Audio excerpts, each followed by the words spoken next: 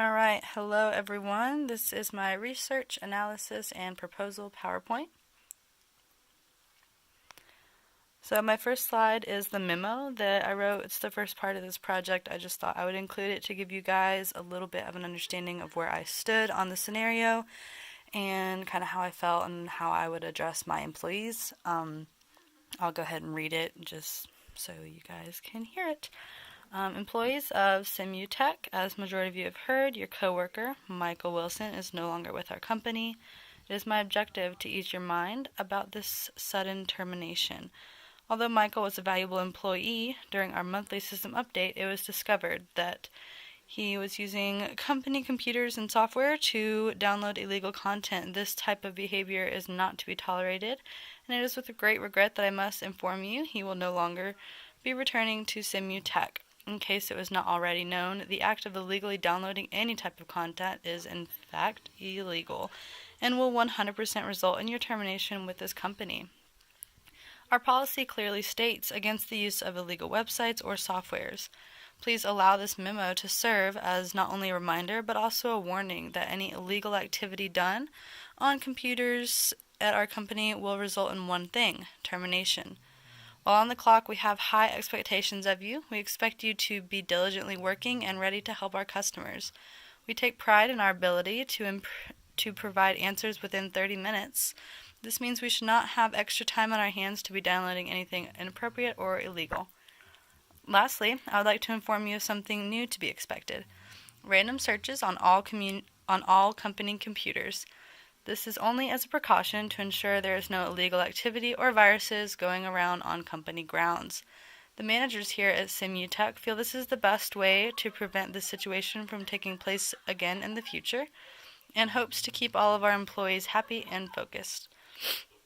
Thank you all for understanding and cooperation during this shift, as it will benefit each of us and our relationships with one another as well as future clientele.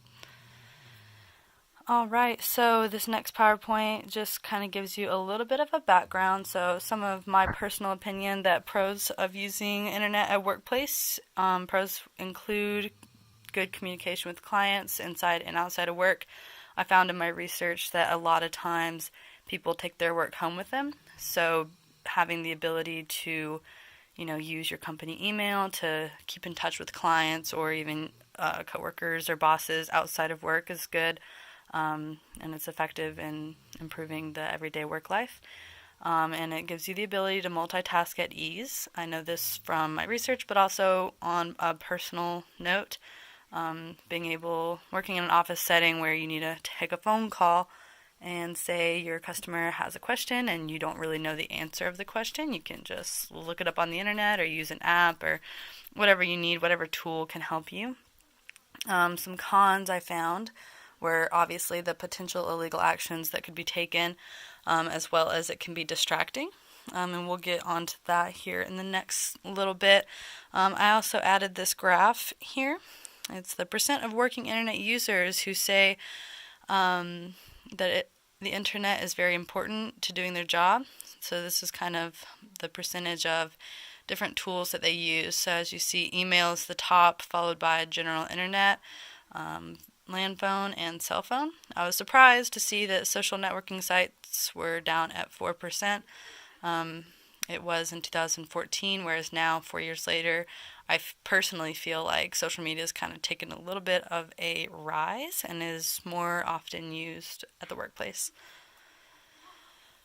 Alright, yep, and this was something else I found interesting, a little graph that is showing the daily time spent on social media while at work. So as you can see, the most being 32% said that they spent no time at work on social media, and then the lowest being over 120 minutes, only 9.4%. I found that to be interesting.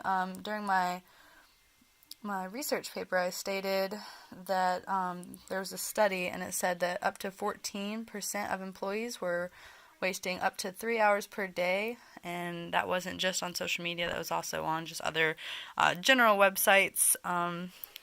Thought that was interesting. Okay. And so this was some research that I found by Bamboo, Sprout Special. They did a study that said out of 1,000 workers, 67 said that they were regularly checking social media at work. So I thought that something that kind of came into my mind was that a lot of times people are pulling up websites and they may not know if they're safe. That could allow potential viruses to accidentally be uploaded into their software systems or just generally accessed. So I thought that was interesting.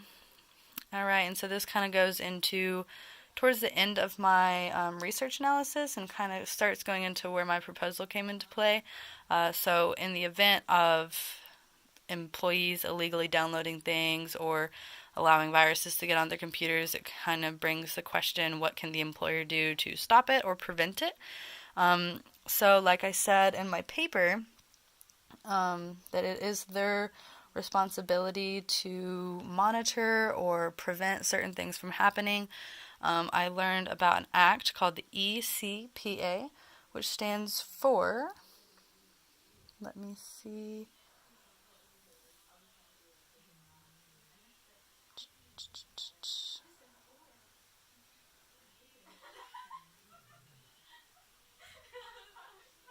I'll find that definition here in just a second.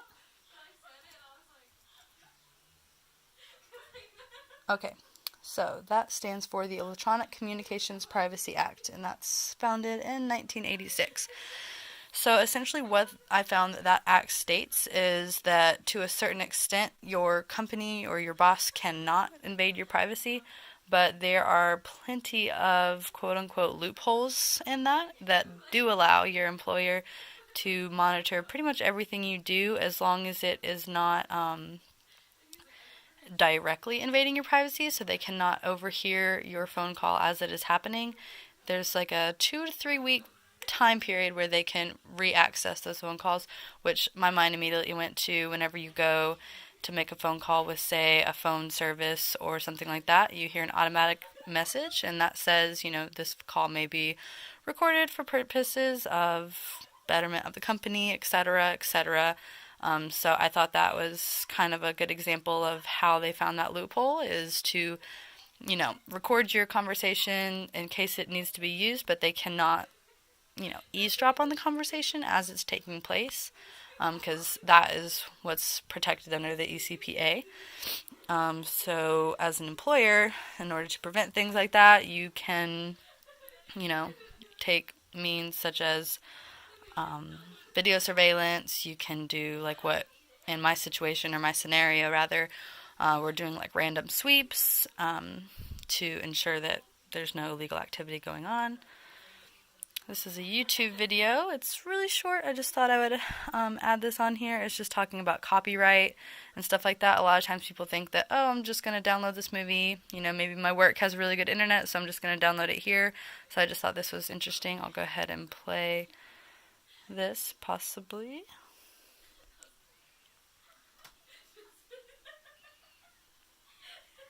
The U.S. Supreme Court let stand decisions that people who illegally downloaded music or had kids that did in the household, even if they didn't know, have to pay massive fines to the music industry. So now there's a new system called Six Strikes. This is how it works. If you were detected as downloading music illegally, you're going to receive a warning. You keep doing it, you get a second warning. You keep doing it after that, a third, a fourth, a fifth. And then the sixth and final one, you keep stealing music, they're going to shut you down on the internet. They will allow you still to have an internet connection, but such a low speed, the only thing you'll be able to do is check emails and do very slow web surfing. No more music, no more video. Music now is available so many ways, legit for free, with all the download sites and streaming sites. Try it that way. You get the free music, and you stay on the right side of the law. I'm Clark Howard. For more info on places to stream music for free, go to hlntv.com/Clark. All right, so yeah, I thought that little video is pretty interesting because it really shows that it's not really just up to the company that, oh, you can't download music or movies or any sort of file that may be considered illegal, because it's company policy, it also can be a state or federal situation that would get you in even more trouble than just termination of your current job. So I thought that was really interesting. Okay. Now, another thing that I found was people, if they are caught, are often claiming, oh, I didn't know that it was illegal to do this. So this is just some little tips on how to know if a website may be illegal or if there is a virus attached to a website or a pop-up. So I'll just kind of zoom in on that. So as you can see, if there's poor sound or quality in a video, or if there are offers that are too good to be true, a lot of times you'll see a lot of pop-ups that are say, you're going to win $1 million, and who isn't going to want to click on that? But typically that is an illegal website and or a virus. All right, so just a little explanation of my proposal. What I suggested was a 2-action plan. My first step being not only a random software sweep, but I decided to initiate a monthly software sweep just to ensure that the employees are motivated to not be on any sketchy or questionable websites. And then the second one was updating the policy. I thought that would be important because by updating the policy, you can, not try and do anything under the table. Everything is clearly communicated to your employees, so that can kind of save you in any legal issues that may arise if you were to try and do things under the table or in secret. And those are my sources, and I'm done. Thank you.